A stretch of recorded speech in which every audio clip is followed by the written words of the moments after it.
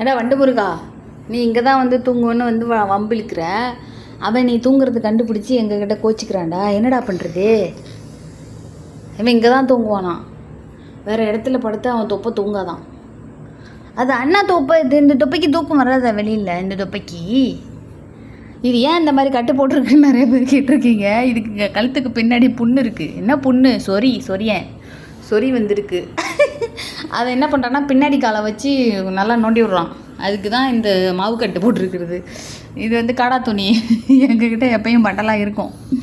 அது ஒரு பீஸ் எடுத்து இங்கே ஒரு கட்டு போட்டு, இங்கே ஒரு முடிச்சு போட்டு, இங்கே ஒரு முடிச்சு போட்டால் கட்டு அசையாது. எவ்வளோ நாள் ஆனாலும் கட்டு அப்படியே இருக்கும். டெய்லிக்கு கட்டு மாற்றி மாற்றி போட்டால் புண்ணு ஆறுற வரைக்கும் மருந்து வச்சுட்டு இந்த இடத்துல கட்டை போட்டு மூடிடுறது. இங்கே இருக்குது காயம், இந்த ஏரியா ஃபுல்லாக நோண்டி விட்டுறான். இப்போ வந்து மதியானத்துலேருந்து தூங்கி இப்போ தான் இறங்குறான். என்னடா நீ நினச்சிக்கிட்டு இருக்க? அந்த பையன் வந்து தப்பாக நினைக்கிறான்ல, சந்தேகப்படுறான் என்ன. நீ என்னடானா இங்கே தான் தூங்குவேன்னு வந்து ஒத்த காலில் நிற்கிற. நான் என்ன பண்ணுறது? வீட்டை விட்டு நான் போயிடலாமா? இவங்கள யாருனாலும் வச்சுக்குவாங்க, நம்மளை யார் வச்சுக்குவா?